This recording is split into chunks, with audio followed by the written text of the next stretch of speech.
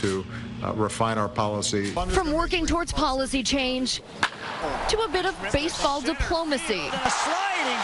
The first family ending their historic trip to Havana at a game between the Tampa Bay Rays and the Cuban national team, side by side with President Raul Castro. We condemn the acts of terrorism.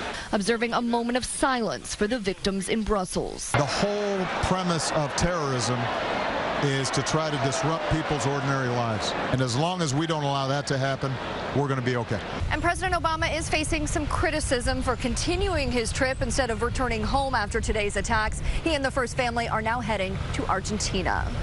Marcy Gonzalez, ABC News, Havana, Cuba.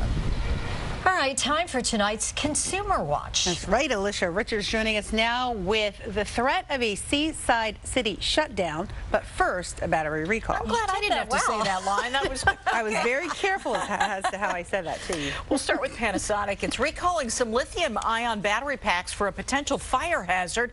The recall affects the 6-cell battery packs sold in laptop models you see there. It'd be best to stop using these and contact Panasonic for a free replacement pack.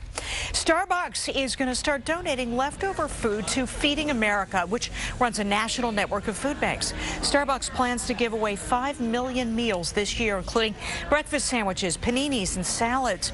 And tough times do continue for Atlantic City. The mayor says the city government's going to shut down unless the state bails it out or takes it over. Non-essential services are going to end April 8th if they don't get help. Police, fire, and sanitation workers will stay on the job. What a nightmare that city used to be so great. Yeah, very Those casinos closing. Yep. Anyway, more consumer news tomorrow morning on Daybreak. Thank you, Alicia. Your voice, your vote, another primary day in the presidential race. Arizona, Idaho, and Utah holding contests. Brandy Hitt reports. Talk of terrorism.